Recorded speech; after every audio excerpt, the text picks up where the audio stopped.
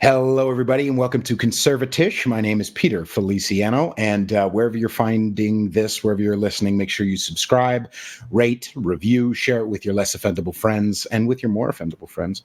You can find me on Instagram at Peter_Feliciano. You can find me on TikTok. You can find me on Twitter. You can find me on Getter, kinda. You can find me on I'm everywhere, and it helps if you review and share and rate. It helps me because you're getting this for free, you cheapskate. Make sure you help a half Puerto Rican out. And you can also financially support my podcast and my music, and I've got music coming out soon at patreon.com/conservatish. Ladies and gentlemen and sirs, we have the wonderful Catherine on the show today. Yay! So, I was interested in having you on. We talked a little bit a few months ago, and you are a person who, you have. So one of the things, just to get maybe controversial from the jump, not too controversial, but controversial enough. There's a lot of people recently who are supposed to be anti-war, who are in a certain political party, and they're all of a sudden all rah, let's go to war. And I'm thinking to myself today, I was like, when the heck, when the poop, when was the last time any of those pro-war liberals ever talked to a veteran, cared about a veteran, know what the veterans go through before, during, and after service, know how horrible sometimes the VA can be, know how, this is the experience that they have no connection to, and yet they're raw war. And I've obviously known veterans. I've read books, and I've tried my best to understand history of war, the history of battle, the history of what veterans go through. And you are someone who has firsthand experience with that. So can you give a little bit about your background? So for the last 10 years professionally, I've worked in veteran advocacy. I've worked for an organization that helps veterans basically worldwide. But I have clients who are veterans who are nationwide. And we help them get benefits from the Department of Veteran Affairs. Okay. That are related to their service to our country, service-related injuries, both physical and psychological. Right. And I've done that for 10 years now. And right now I'm working with about 230 veterans. Wow. That number has fluctuated as people have come and gone. So I've worked with hundreds of veterans over the years. And in achieving those benefits and getting those benefits, and it is not an overnight thing, you do a lot of talking with them. You build a relationship with them professionally. You talk to them a lot about a lot of different things, about their service, about their current conditions, and just helping guide them through the process. And it is a process. Like, dealing with our government after you get out of the service is a process. And it's a process that can go on for years and not by any fault of their own. Right. Yeah. Now, because it sparks me, why would we even need an advocacy? If we're adequately taking care of our veterans, why would we even need an adequate advocacy? But obviously. Well, and the way that I say it is that everything with the government, there's regulations. The way that they've set up the Department of Veteran Affairs, there are regulations that are tied to all kinds of benefits. And there are all kinds of benefits. There are health benefits. There are educational benefits. There are service-connected disability benefits. There are caregiver benefits. There are all kinds of benefits that they have set up for veterans. And you have to meet certain eligibility requirements. If you meet those eligibility requirements, well, there you go. And it seems very cut and dry. It's if you meet the eligibility, you get them. The issue becomes that the enforcement of those regulations are the gatekeepers that work at VA, which are government employees. And it is while it's an objective system, the regulations are very objective. There's these huge legal books. They're all listed out in there. They're being enforced, they're being implemented by government employees who, if they make the wrong decision, And if they make the wrong decision over and over again, they're not going to lose their jobs. There's really no negative effects to them. So it really becomes this hurdle for the veteran where it is like, I applied for this, I got denied. I gave them everything. Everything's in my file. I don't understand why I'm being denied these benefits. And this is happening to veterans all over the country. So it's not just one specific area because it's the Department of Veteran Affairs. It's a federal government agency. Right. How long do you feel like this? Obviously, you've been working 10 years. Has this been from the jump? No, actually.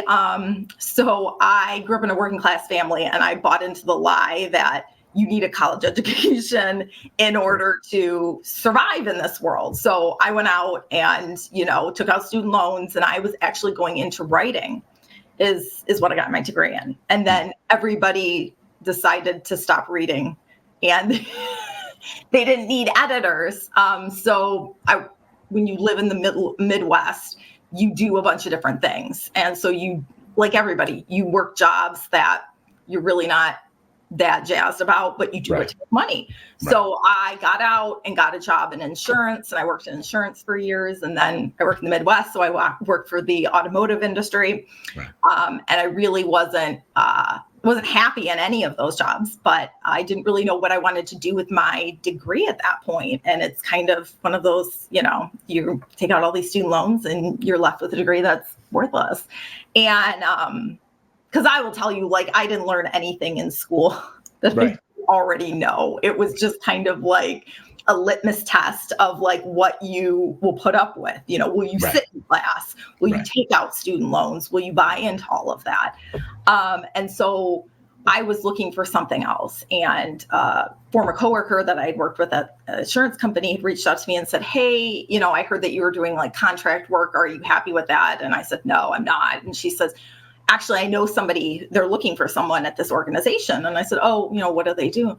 Oh, they work with veterans. And I was like, oh, okay. I didn't know. And I was like, is it I said, well, I don't have a background in social work. And she says, no. It's helping them get benefits from the government. And at that point, it was like, oh, they need help getting benefits from the government. It's not just and that's where, and I think it's that case. And I know you and I have talked about how much there is that civilians don't know. And I was one of those people. I just thought oh, they come home and if they have problems, they just file or we take care of them.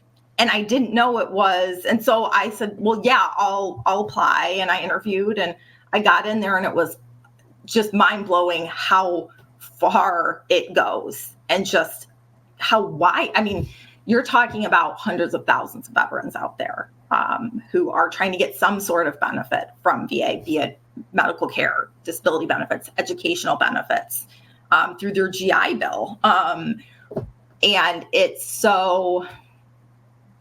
just goes the rabbit hole goes so far, and because I've worked there 10 years, I've worked there through 3 different presidential administrations, 5 different VA secretaries. So they've changed, leadership has changed wildly.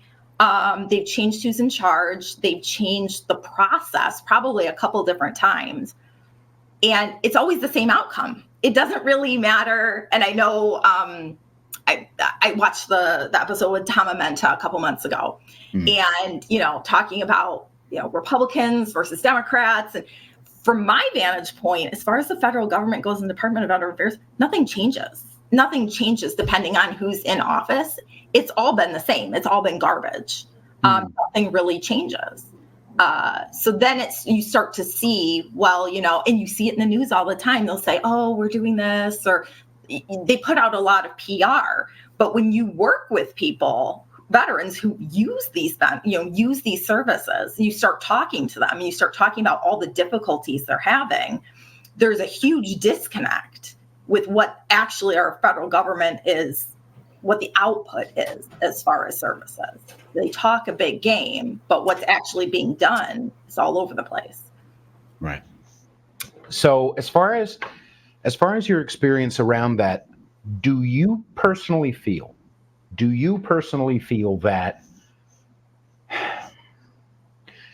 or maybe you know this for guaranteed for sure, are the people who are in charge, the gatekeepers, are they told to be stingy? Are they told to be aloof? Are they told, or do you feel like maybe that's part of the problem? Do you feel like maybe it's just bureaucracy in general that keeps it so complicated that it's hard to keep a...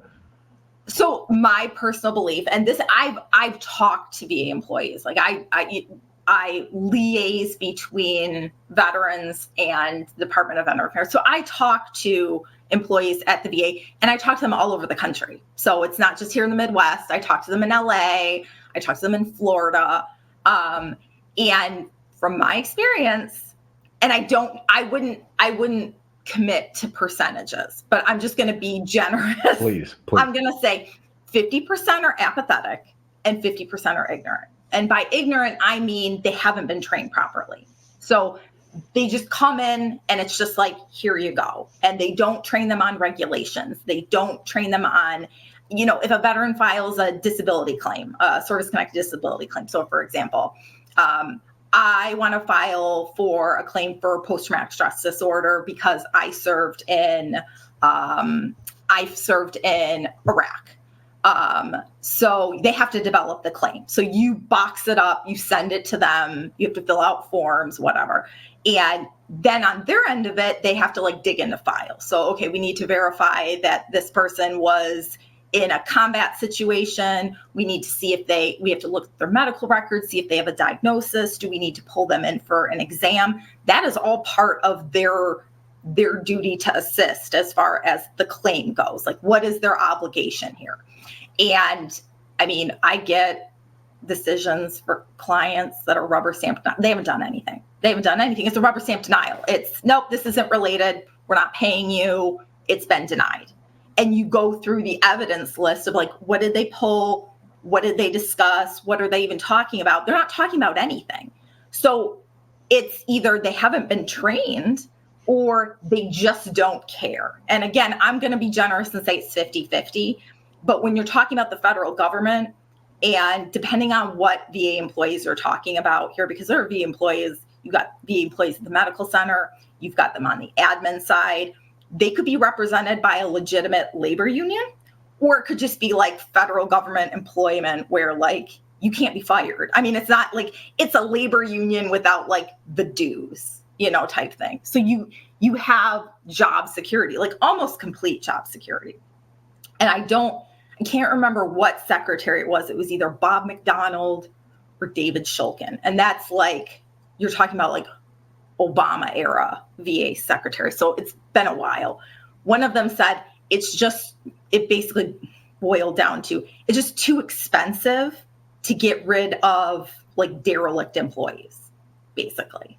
And they said it publicly. It's just too much trouble. So they may get moved, but it's just not worth it to them to actually address the issues they have with their staff and their employees. So it becomes a situation where it's in the private sector, you're motivated to keep your job because if you don't do your job, you're going to get fired. Right. When you remove that, even if you're working for veterans, you're working for Department of Veterans Affairs, you're supposed to be assisting veterans. If you remove that, I don't know if I want to call it threat, but if you remove that takes the motivation for people to do their jobs correctly away for a lot of them.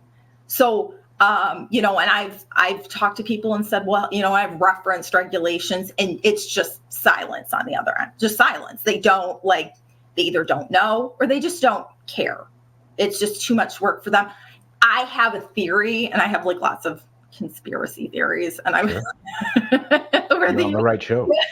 They never, sometimes somebody will slip and say something they're not supposed to when they're talking to you. But, I have my theories that because I've seen many decisions brought to me that were denial decisions, and everything's there. All of the components, there's no question about it, that this person should have been granted X. I have a theory that it all has to do with their budgets.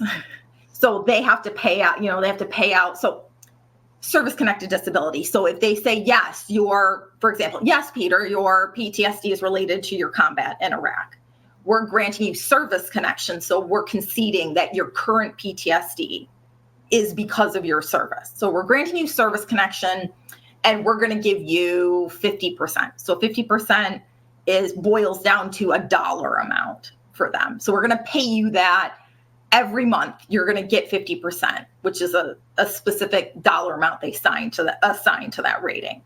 And because your claim was going, we denied it a couple times. It's been going for 3 or 4 years.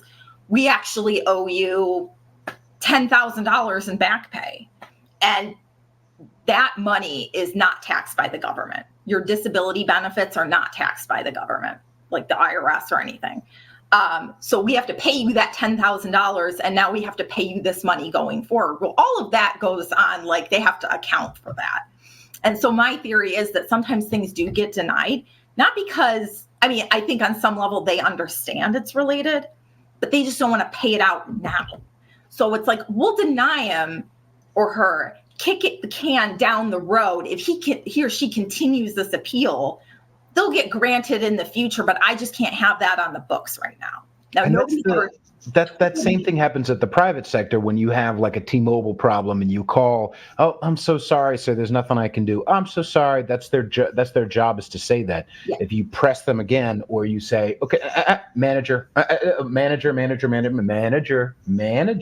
and they move you up, then, oh, I'm so sorry, there's nothing, manager, okay, and they move you up. Oh, sure, yeah, we'll go ahead and take care of it. They just want to almost see if you're willing to put in the work, which is creepy. Yeah, it's super creepy. Yeah, because they're and I've always said this too, like, if you want to fuck around and get a job, work for the government because you can get a pension after 20 years, and you don't really want to do your job, like, go work for the Parks Department or someplace where it's not like life and death, like, because it legitimately is for a lot of veterans. They're looking for care. They're looking for disability benefits. These kind of things keep them from being homeless. And I speak from experience because I had a friend who really needed his benefits. He could not work, and he needed his benefits in order to survive. So, to them, it's cold. It doesn't matter. If I deny this and it takes a year for them to appeal it and he doesn't get granted for another 2 years, like, to them, it's like, well, at least it's not on my books now. And, in 2 years, if he continues this, he'll get granted. Well, what's going to happen in the meantime? You're asking people to put their lives on hold for years. And like years. And it's like, what are they supposed to do? Most of the time, if they're reaching out to VA, it's because they're in need. They're in need of disability benefits. They're in need of medical care for their disabilities. And they need that now. And to ask them after they've already served our country, well, yeah, we'll give you it in like 5 years, just like hang out until then. It's not, there's a certain level of like, it's unconscionable. It really is. And for me, it's like, as a taxpayer, as a citizen, right. As somebody who's had, I've had 4 generations of my family have served in some of the bloodiest battles, in some of the most brutal wars this country has. My great grandfather was gassed in France during World War I, had part of both of his lungs removed, had pretty significant PTSD after that, and lived a relatively short, unhappy life. And so when I process all of that, and then it's like, it's 2022, and this is still how we're handling veteran care after we've willingly been in wars for decades, and sent people off for multiple combat deployments. For me, that's unsettling, because the need is going to grow. Like, yes, those wars are over, and hopefully we don't get into any more anytime soon.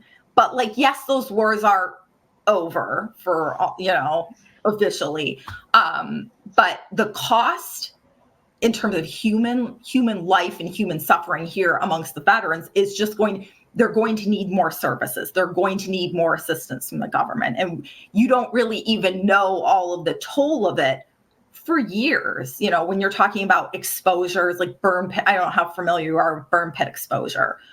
So in Iraq and Afghanistan,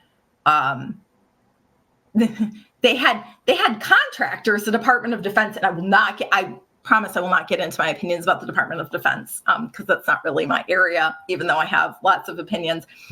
Department of Defense, and I didn't know this at the time, and I think most people didn't, like, they paid contractors, defense contractors, to handle waste. So human waste, trash, everything that I remember this, yeah. In Iraq and Afghanistan. We paid contractors to deal with that safely. And what they did in turn was like, oh, we're just going to dig a pit. We're going to dump everything in it. And we're just going to burn everything. And, oh, we're going to have our military assist in that. And, oh, yeah, they're going to have to like live next to it and breathe it all in. So you're talking about all kinds of environmental pollutants, you know, chemicals being leached from burning plastics, human waste, all of that is being ingested. And everybody's coming home and they're noticing just high rates of cancer, respiratory issues, gastrointestinal issues, all kinds of things. And we're not even like, well, we're like 20 years out from Afghanistan. Who knows over time? I mean, with Vietnam, you're dealing with Agent Orange exposure. So all of the pesticides and herbicides that they dumped on Vietnam and how that had effects on Vietnam veterans. We're not learning from history, and they're dragging their feet on it. Uncle Joey likes to talk about burn pits a lot. But as far as presumptive, what they've actually acknowledged is related, what conditions are related to burn pits, they're way behind, way behind. And that I think is deliberate because they're looking at the cost, the financial cost of saying, yes, these exposures cause these conditions. Now we have to pay for them. Now we have to pay for care. We have to pay for disability benefits. But it's not the government's money. It's not, my money. It is Catherine's money. It is your money. If you're listening to this, the government works for you. All of these people, they are your employees. This is not some nebulous, strange gray area No, it's human beings who, you know, if you're paying attention, can be pretty insane, pretty vapid, pretty disgusting, pretty wonderful and beautiful and artistic, but also they're humans. We're complicated. And we're giving them the reins and we're saying, you decide what to do with my money. Over and over. And I'm not even talking partisan. I'm saying over and over. They have mismanaged it and you have said shit. Nothing. And their budget. So the only time you ever really hear in the news about the Department of Veteran Affairs is when they go to Congress crying that they need more money. So they have I'm going to be conservative here. They have a $230 billion budget. They're doing fine. They have tons of money. Their problem is a stewardship issue. It's what they do with that money and how they disperse it. Because how it breaks down to is, and again, it's like between a half and a third, and I think it was like the 2019-2020 budget. A third to a half of that budget is discretionary spending, which is terrifying. The other part of it is mandatory benefit care. But to me, discretionary spending, why do we not have people who are accountants for somebody who is a fiduciary of some sort, who's making sure that money's actually going where it's needing to go? Because it's a stewardship issue. They're not handling their finances correctly. And then they're trying to kind of point at the veterans and be like, if we didn't have so many veterans who are coming back from these wars, I mean, we could serve, like, there's just too many of them and there's just not enough money. There's a lot of money. And I'm not saying that they're not going to need more in the future if, you know, the ramifications of war start coming home in more profound ways and more distinct ways. But they're not handling their money appropriately now, and nobody's taking them to task. Congress will sign off on it, and that's Democrats and Republicans. And I'm here for both. I mean, like, I'm here to tell you neither party is like a champion of veterans. It's really bad optics, and that's just a PR thing. It's really bad optics for any politician to say, well, I don't support veterans. Everybody supports veterans, especially during an election year. But the problem is that nobody actually follows through on what's necessary for veterans. And it's not necessarily getting them more funding. It's making sure that that funding is going to them, because there's overhead. You know, when you talk about nonprofits, you talk about the breakdown, and Department of Veteran Affairs is not a nonprofit, but if it was a nonprofit, you talk about what is actually going to the cause and what is going to overhead. And when you think about overhead with VA, that's government paychecks plus government benefits plus government pensions. That's a big chunk of overhead right there, because it's really, really lucrative to work for the government. It's really, really lucrative to work for the Department of Veteran Affairs too. You know, nobody's starting at like $15 an hour, you know, it's not one of those situations. So it's really, really lucrative. And a lot of our tax money is going to that. And for me, it's like, no, like, you know, my dream is if you de-incentivize government employment, if you made it so you're there because you want to do this job, not because it's like, this is the last bastion of like, where I can get a pension after 20 years. Like, pensions don't really exist. They don't exist for my generation anymore. We have to pay into 401ks. But like, it's like you get a pension after 20 years. If you took that away, it would really be telling about who's here to really do the job and who's here because it is a place where you can just kind of, after 20 years, collect a pension.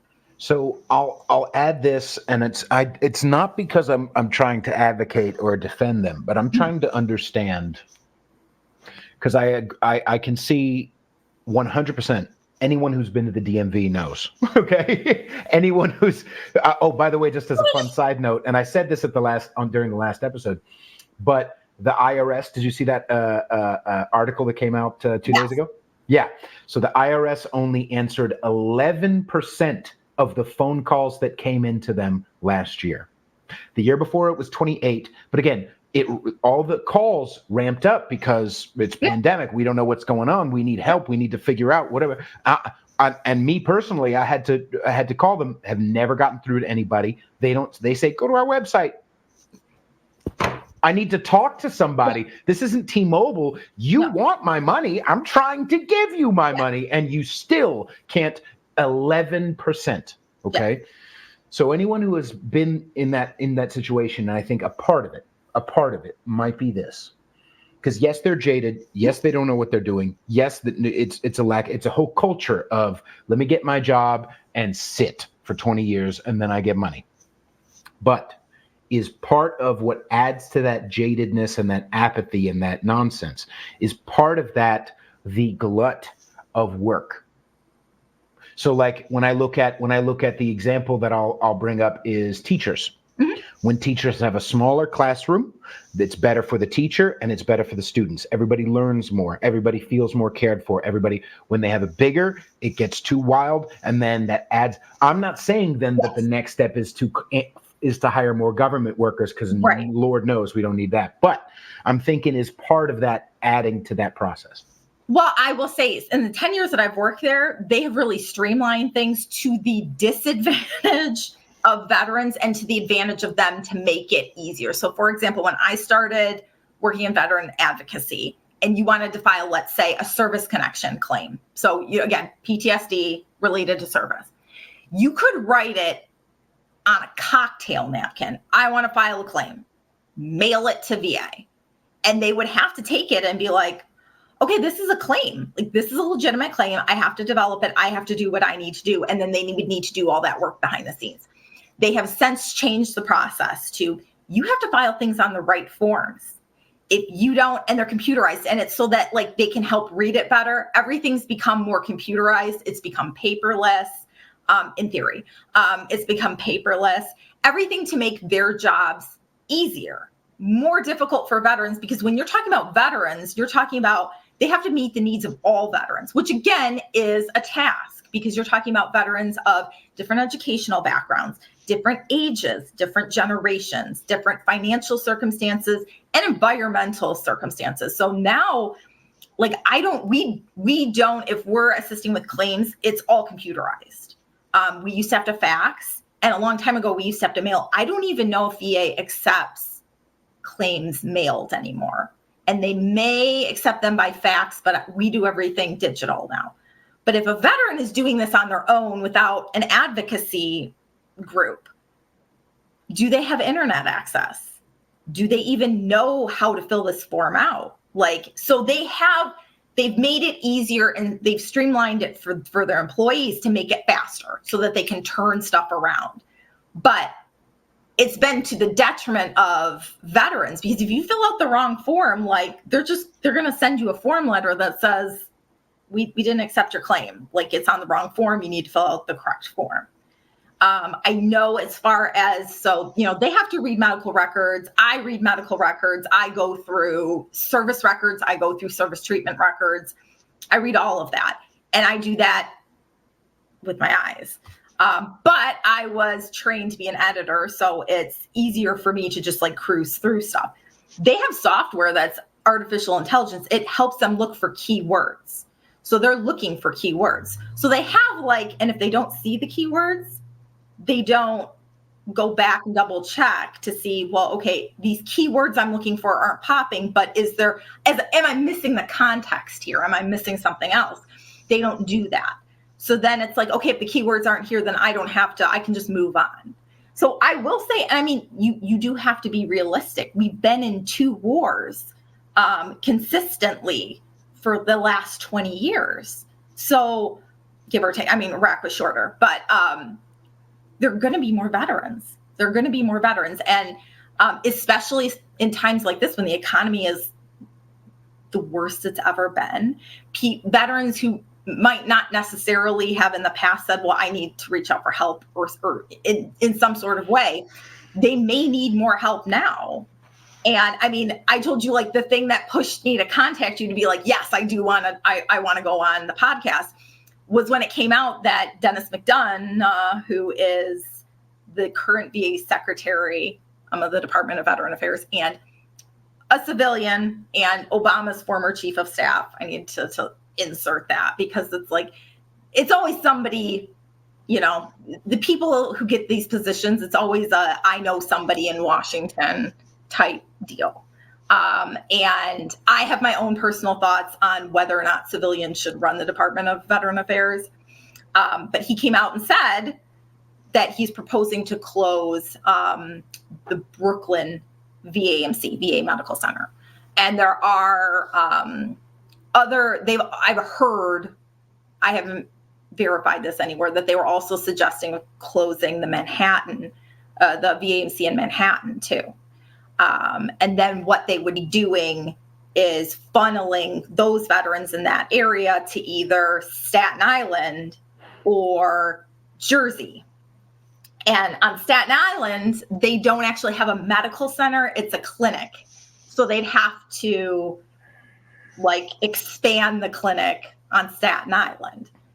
And do you know how much time and effort it takes for someone who walks normally, who doesn't have PTSD, who doesn't have depression, who doesn't want to commit suicide, who does have money, to go from Brooklyn to Staten Island takes fucking years. It takes a long time to go. You have to go almost up into Manhattan and then down and take a fucking, the ferry, and then get on a bus. Like, they're making it.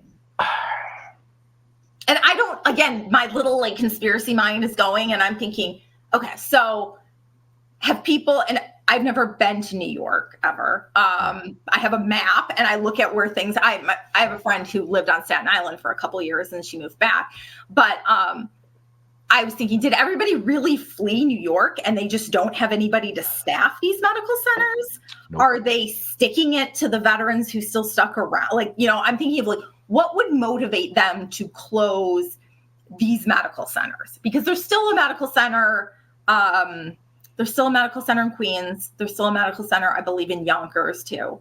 But like, what made them like, and why are they making people go to Staten Island or Jersey? Like, why are you making them go Maybe it's there? the same. Maybe it's the same thing that we were talking about earlier. If they make more hurdles, people will give up.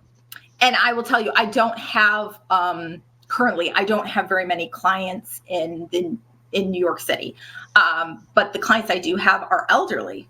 So that's another wrinkle. And then you're talking about cost, gas costs.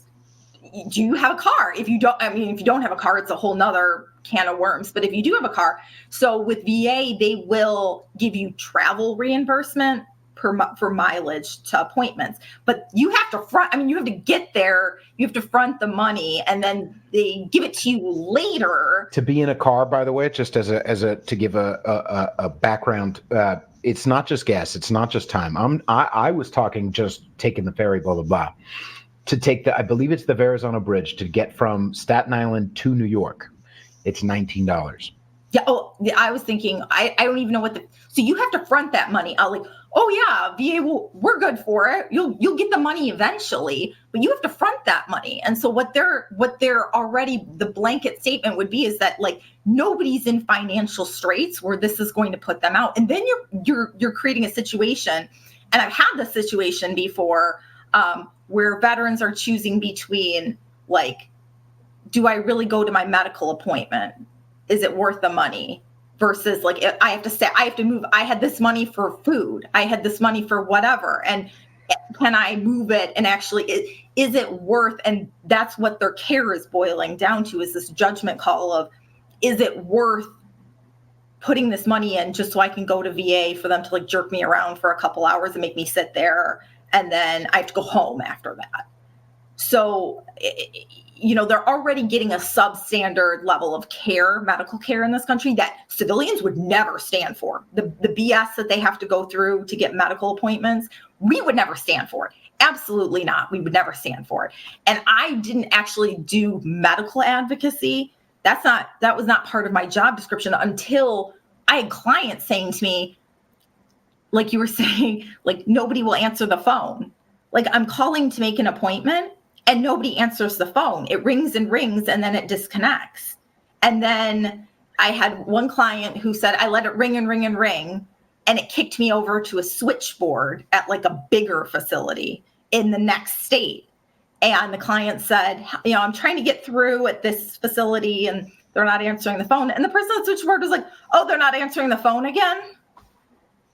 And it's like, so they were trying, so then my job it kind of splintered off into like, let's devise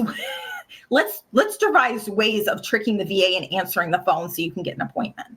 Jeez. Or, how else can we get,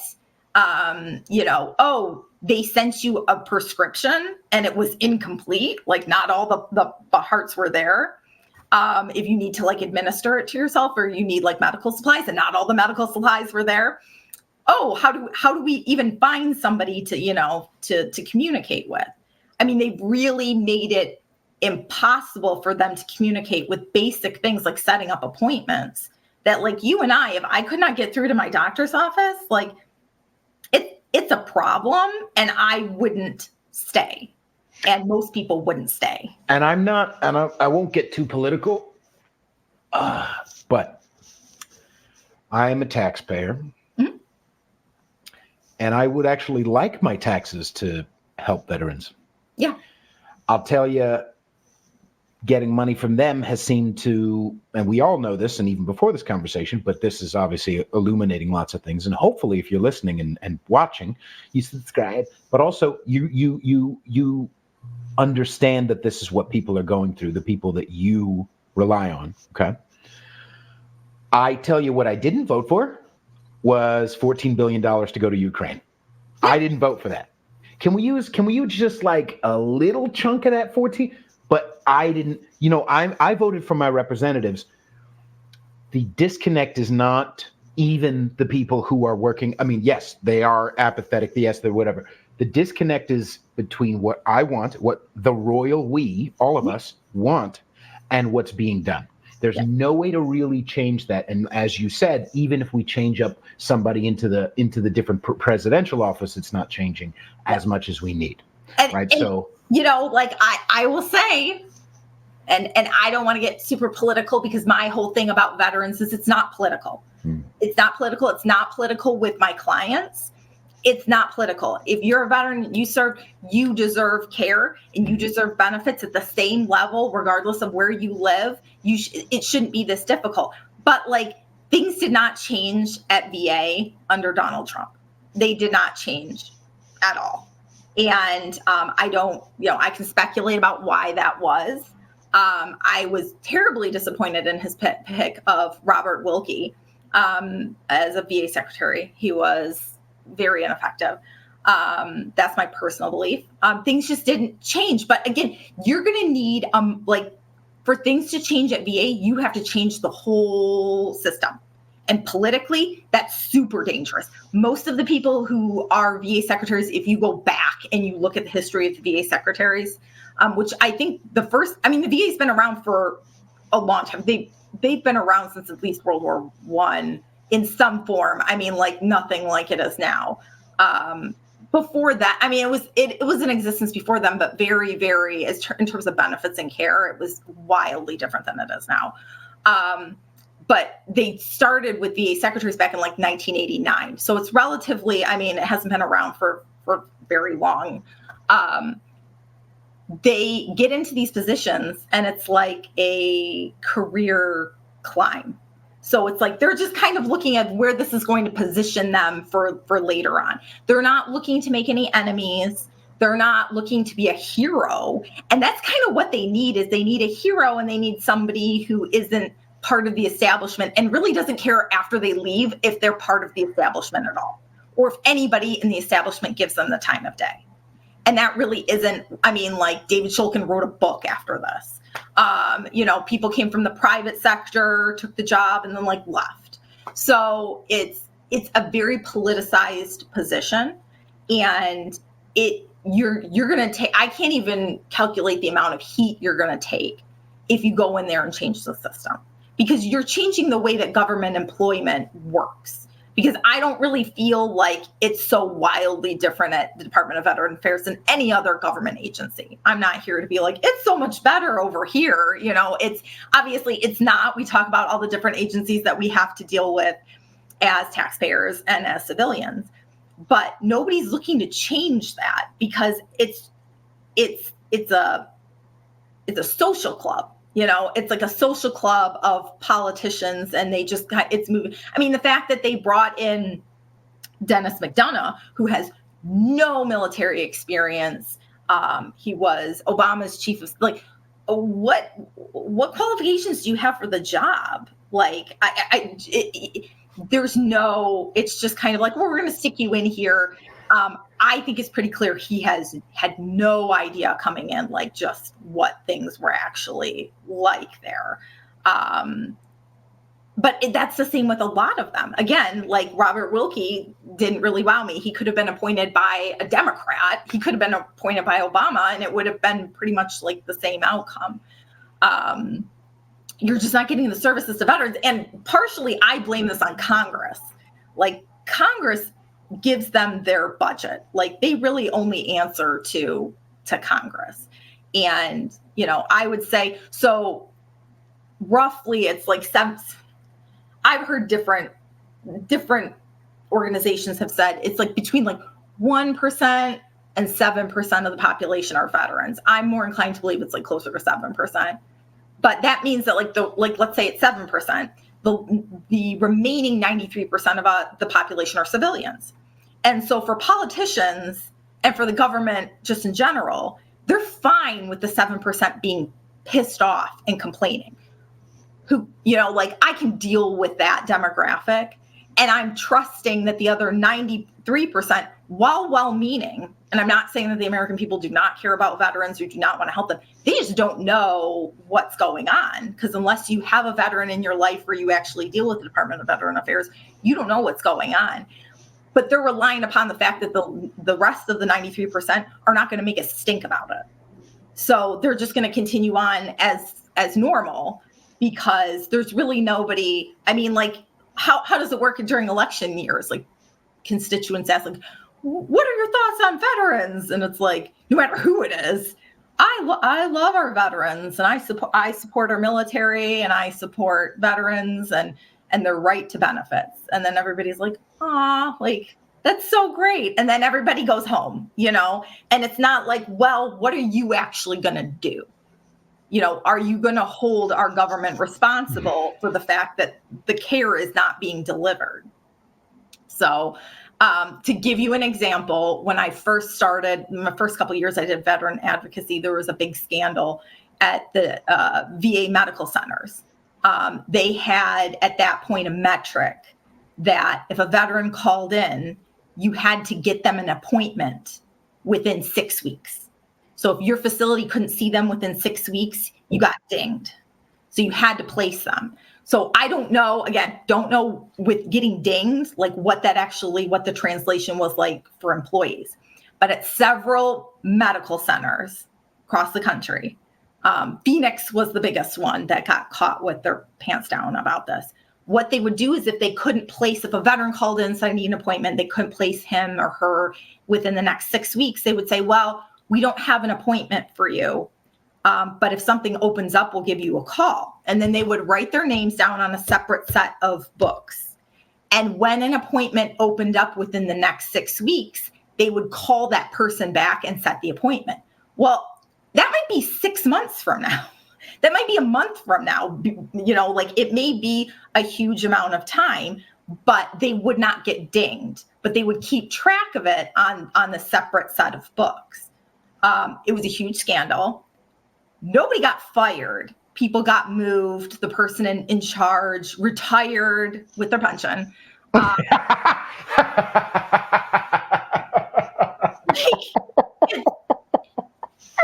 They did an investigation, and they were like, did veterans die waiting for appointments? And it was like, well, yeah. Like, and I don't know exactly what the number was, but it was like, and they did all of this. And I mean, it was, again, against what they were saying, you need to place them in within 6 weeks. If you don't get them placed, you're going to get dinged. But, I believe it was, they're trying to keep track of when they were being able to place veterans with appointments. And it was Phoenix, and then it was a couple of AMCs out east.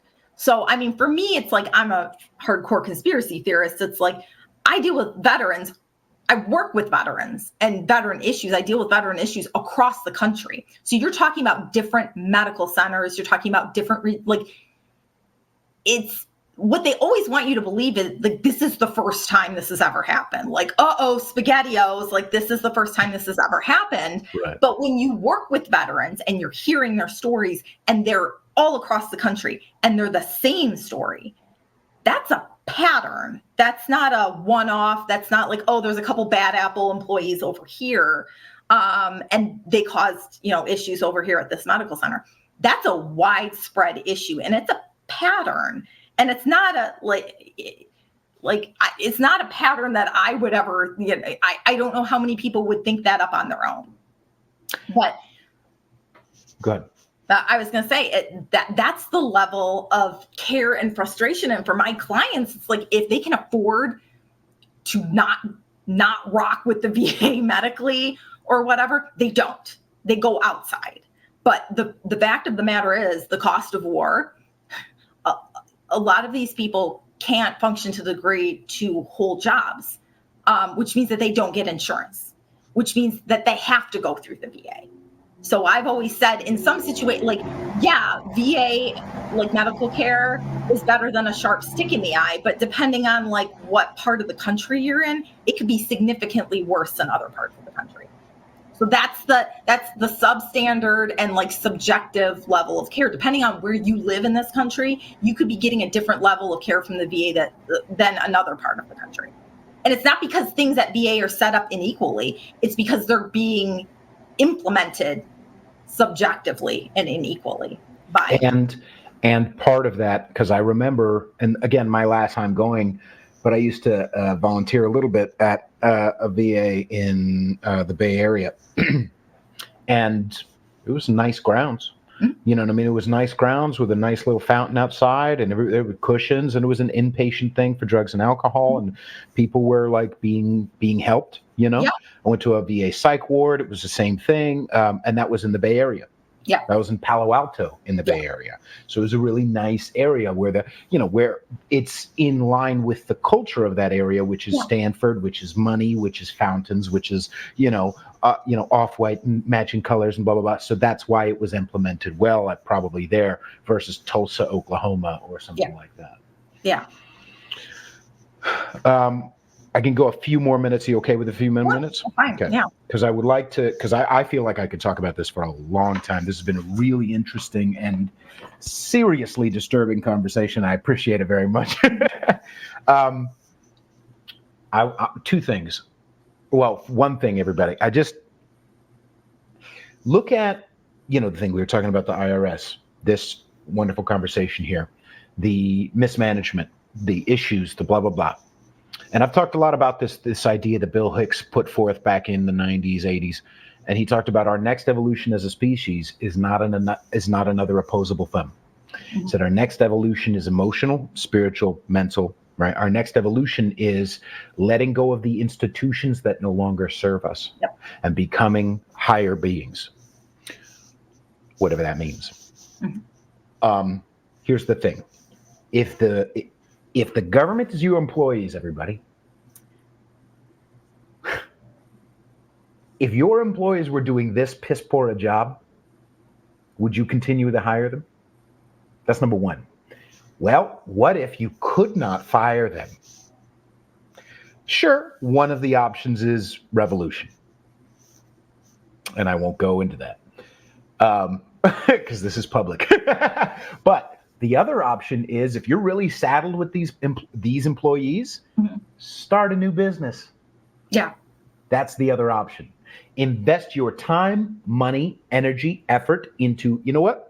Here, you take it. You guys run and you work with me. If I'm running a McDonald's and everybody is starting fires every week, I leave the McDonald's and I start something else. I start a Burger King. We move it somewhere else if we're caught in this loop where we can't hold them accountable, fire them, whatever.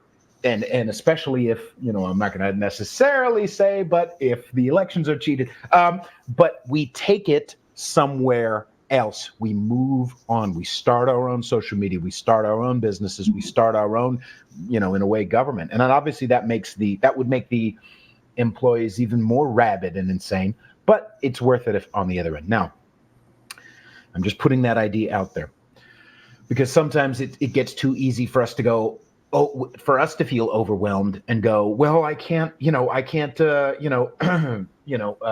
Minecraft, I can't take anybody out. So I'll just let this government happen to me. Well, this is not a binary option here where there are other options, Right. And one of them is just to start thinking about creating new stuff. Anyway, before we end, I would like to really hammer because like I said, this has been a important and disturbing episode. And I want to... I live every day. Yeah.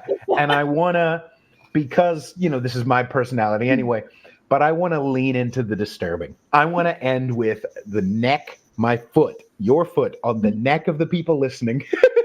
So if you want to cut out, feel free, but you like me too much.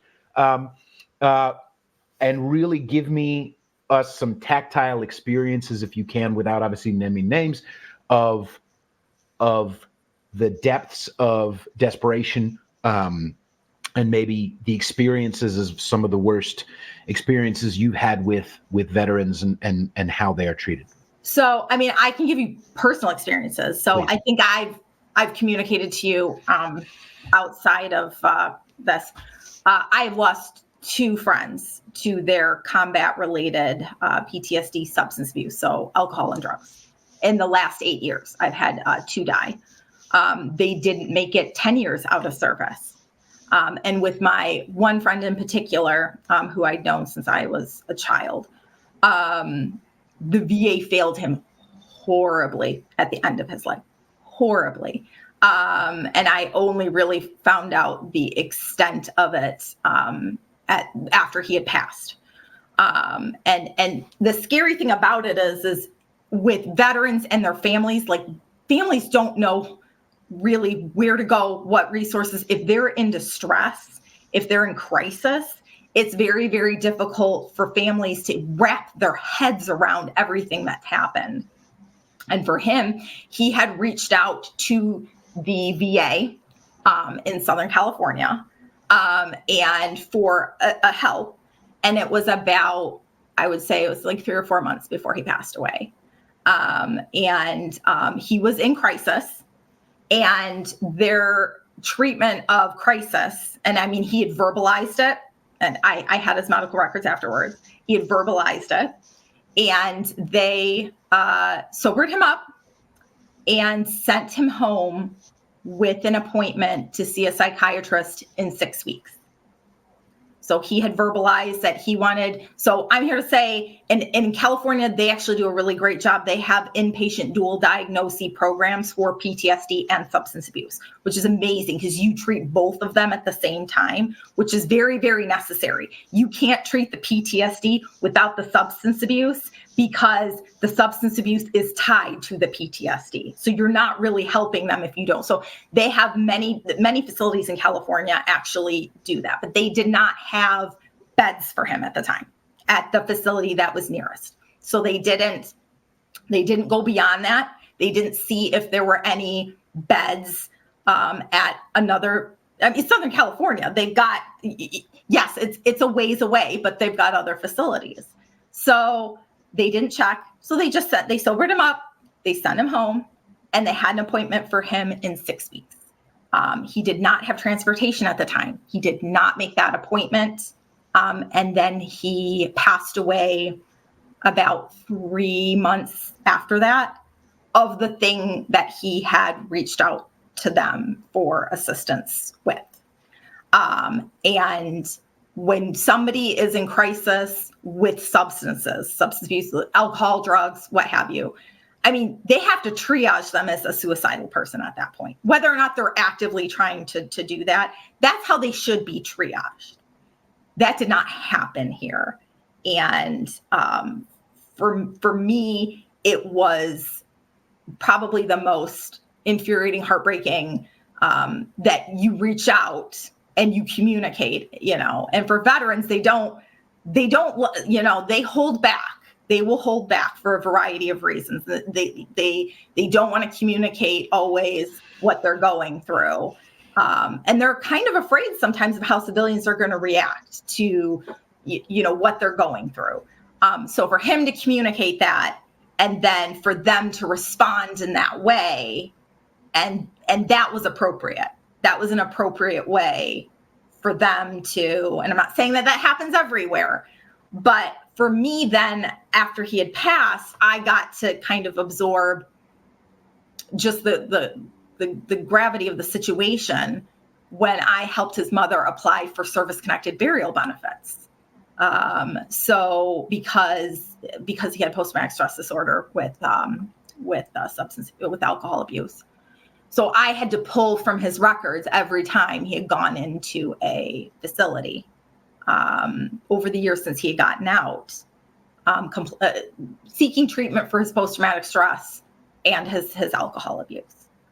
And all of the times for me that were failed opportunities for them to actually do something meaningful, because when you're in it, you don't know the ways to get out. It's not like he was going to go in there, or any veteran's going to go in there with a plan and be like, I have this and I need this in terms of care to help me. They're communicating as lay people what they're going through, and it's their job to do that.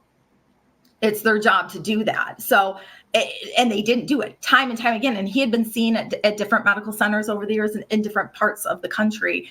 And especially with the pandemic and everything related to the pandemic, when you shut down, and the VA shut down a lot of their services, a lot of the outreach, a lot of everything shut down during the pandemic, people will turn to substances.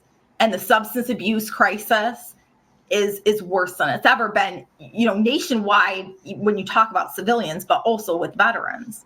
So for me, that was, and that was years ago. I've worked with widows. I've worked with children of veterans who have passed away, and widows and children, dependent children of veterans, they're entitled to benefits too, depending on it. Your mileage is going to vary, but they're also eligible for benefits.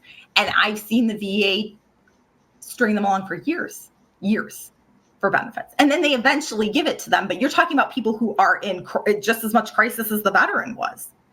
So for me, it's, and I, in certain, obviously, I'm sure you can tell, I'm jaded to certain aspects of the process.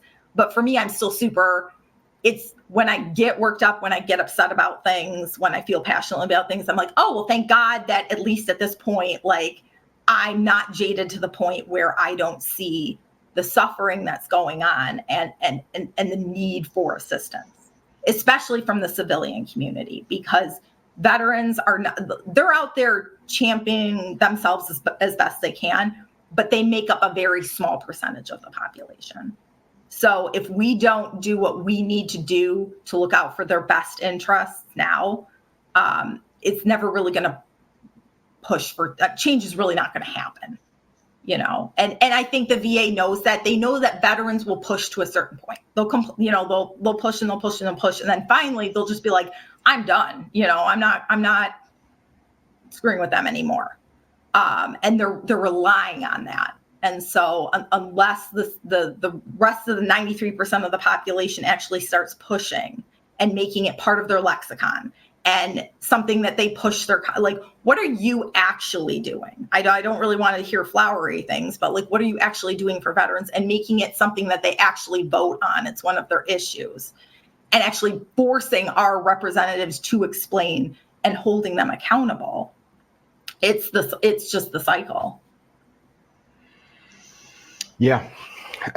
So I've been sober 20 years, and I know from my personal experience that when someone is done, like how we get sober, it's a popular saying that we say, is by seconds and inches. I've known people who promise the moon and the stars, I'm so done, and so done. And we help them and it sucks and they're not really done. And we try and okay. But it's not the same type of thing of like somebody who cried wolf, meaning from a mom standpoint, say I have a cousin who's always knocking on my door, can I have money? Like, yeah, that's a boy who cried wolf. Like, no, you need to hit a bottom, go hit a bottom. But when it comes to, okay, I need help. You don't go, oh, they've already been at 3 rehabs. So you're on your own. You don't do that. And it sounds like it wasn't even maybe that sort of thing, but it was, we don't have any beds. And in all places, California has been there. They wave the biggest flag of how much they care about human rights, and they're not. And just to hammer it one more time home, everybody, I don't want to hear it. I don't want to hear war with Ukraine. Someone needs to take out Putin, and then zero out of your mouth when it comes to veterans. I don't want to hear it. Vapid people, vapid mother. Ugh. So, lastly, you talked about us, the civilians, helping. Mm-hmm. How, please? And it's, I think for people, it's, when people will give to causes, and I'm all for that. I do it myself for veteran causes, but I think for civilians, it's like, how do I get involved? I don't really know that much. I don't want to jump in and start saying things if I'm not educated about it. If veteran, what I always say, because I get hit with this a lot, people will say, you're so negative. There are amazing things happening at VA. The media tells us you're just so negative. And it's like, I deal with this. I deal with the fallout from VA all the time. And I'm helping clients all the time try to figure out ways of working around it. And so what I say to those people, and I would say that to anybody, not just those, but like, do you know a veteran? If you know a veteran who either relies on the VA for medical care or disability benefits or educational benefits or all 3, ask them how things are going at the VA. Ask them how things are going at the VA, because they're going to give you the honest to God truth, and they're going to be completely unfiltered about it, about how it's working for them. And it may seem awkward, and obviously you don't want to do that with strangers, but if there are people, but it's, and they're not always going to identify them. There are people in your life who are probably veterans who you don't even know they're veterans. And so I would always say, start off with, I always keep track of all of military and veteran journalism. So all the different like Military Times and Task and Purpose. Now they'll have their slant too. It's not unbiased journalism, but it gets your feet wet about the issues. War Horse, it gets your feet wet with the issues that are going on at VA. And I always say, when you read things about VA or VA is announcing something, look for the metrics that they're not talking about. So one thing that they'll say with VA is like, we're getting new claims. We're making decisions on new claims within 125 days. And we've cut the backlog by this much. Fine. That's not the metric I'm looking for. How many of those were granted and how many of those were denied? Like, that's the metric you need to look for. Like, we're always trying to distract you. Like, oh, we're doing things. We're being productive. But if they're all denials, then like, for all we know, you're rubber stamp denying it. You're not doing any work, And so I always say, just, you have to look at things from, and really, really, really, and this is what I really firmly believe, is you need to be holding your representatives or people who are running for representatives accountable for veteran issues. And again, not asking them, well, where's your stance on veterans? Everybody's going to say, I love veterans. It's like Democrat, Republican, California, New York, Midwest, they're all going to say, because it's really bad optics, they're not going to say it, but you want to see what they're actually going to do. Because a lot of the time, even Republicans, and I run into this all the time, they're not going to do a whole hell of a lot. They're not going to do a whole hell of a lot. But we see this in Congress all the time. Just in general, they don't do a whole hell of a lot for taxpayers. And they rely on the fact that, yes, it's a demographic, veterans are a demographic that we really care about. But you really have to push for accountability in government, really push for accountability. And there's not a lot of people, obviously, that in politics that want to follow that path. You have to support the people who are going to do those things. And you have to hammer them with this stuff. You have to make sure that it doesn't go away. And that it's not just like an opportunity for them to pat themselves on the back because they like cut a ribbon at a new VA clinic that they're building someplace. Like, we're not talking about that. We're talking about, how do you get these benefits to actual veterans, and how do you deal with fraud, and how do you deal with waste, because it's all going on at VA, and those are the issues. The benefits are there, the money is there, the services are there, but it's getting them from the government employees who are kind of holding them and getting them to the veterans who need them and deserve them and are eligible for them. And so it starts with that, because civilians are never going to change the way that Department of Veteran Affairs works. It is our government, unfortunately, that does. And it's the people that we elect and put in those positions. And I can speak from experience, because I've reached out to my senators, my representatives, and I've had veterans who were my senators and my representatives in the past, and gotten form letters, gotten, boilerplate, like, this is what I'm doing. I'm not addressing your specific issue. Mm-hmm. So until you actually start, what are you going to do? And do you see the same things that we are seeing at the Department of Veteran Affairs? The problems, and are you going to address them?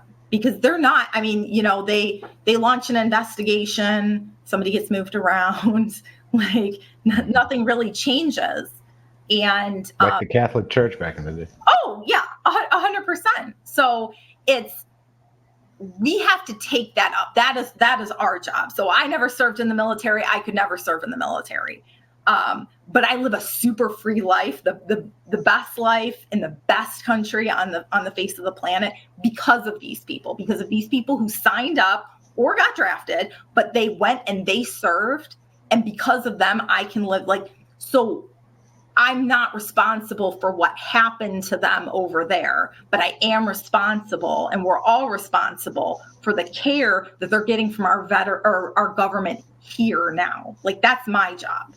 And quite frankly, that is the least that I can do for everything. That's the least that any of us can do, is just to make sure that we're holding the people responsible and accountable who are responsible for their benefits. They shouldn't be having to advocate for this on their own. And I think it's horrible that they're really left by themselves, because unless they open up to people, and they're not going to do that to random people. They're not going to say, if you're a family member, if you're a close friend, you're going to hear about it. I can't get into, I'm having a hell of a time trying to get in for an appointment. My claim keeps getting denied. I can't get these benefits, but they're not going to go out there. I mean, it's not their nature to go out there and just air their grievances, just in general. They're going to suffer in silence, and they have been suffering in silence. So it really is, some people are like, oh, it's really corny. But I think it's the most important work is to make sure that they're taken care of now. They did what they needed to do over there. When they enlisted and when they were deployed, they did what they needed to do. And it really is our job now. The government's taking our tax money, and then we're just kind of letting them do whatever they want with it. And then just saying, well, it's going to veteran care, but there's no oversight. And we can't rely on the government to police themselves. We really can't. The theme of the last couple of years is they get away with what we allow them to get away with. Exactly. The government, it's not the government's responsibility. It's not the Veterans Affairs. It's ours. Yeah. It's ours. And across the board, that's what I really appreciate about the movement that we're in, is that it has very little to do with Democrat or Republican. It has to do with individual responsibility. It has to do with being awake. It has to do with conversation. It has to do with listening, and it has to do with action, and ultimately freedom. And you can be all rah freedom all you want, if you're not helping the people who are doing that, or that we say are protecting our freedoms, then who the fuck are you? Yeah. Thank you so much. Last. I know you can't. We won't say what thing. Is there any other last? Go to this website or try this or whatever. I would tell you, definitely don't go to the VA website, because it's a absolute bridge to nowhere. Yeah. You try, yeah. But I really would. I would encourage people.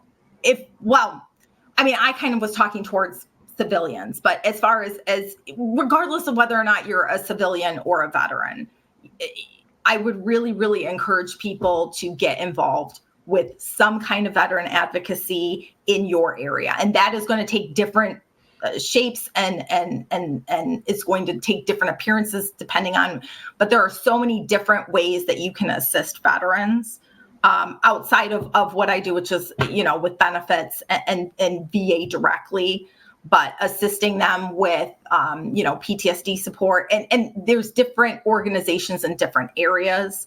So I know here where I live, they have several foundations that have to do with getting veterans service dogs and getting service dogs trained to assist with PTSD and other types of services like that. They're going to take different shapes. But I think, and depending on where you live, if you live in California, it's going to be way different just because of the culture than it is here in the Midwest or in New York. But I would say it's definitely worthwhile. And for me, it just feels like, if you appreciate living in this country, and especially after, what we've gone through the last couple of years, it's a really meaningful way to help veterans, regardless of whether it's advocacy in terms of benefits or just, meeting their needs within their communities, because they live in our community, they work in our community, they're community members. Everybody, a veteran, even if you don't know they're a veteran. And they're definitely community members that we need to protect. We need to protect them. And I know I have friends that would cringe and be like, I don't need protecting from anybody, but their interests. They need allies, and I cringe at using the word allies, but they need people who are going to go to bat for them in this country and make sure that after everything that they've done for us, that they have people here who have their back, because when they come home, it's very clear their government doesn't have their back. So I think it's really important, especially when they're trying to transition from military life to civilian life, and it's rocky and they don't always feel like they fit, that, meeting them where they are, and making their burdens our burdens, and when you're part of a community, it's important. It's really important. Awesome. Thank you so much for taking the time with me, Catherine. Yeah, thank you so much. Everybody, wherever you're listening, make sure you subscribe and share this, rate it, review it, leave a comment. It helps. And also, find me on Instagram at Peter_Feliciano, and on there is my link tree to all my other stuff. And I'll go ahead and stop the recording. Thanks, everybody.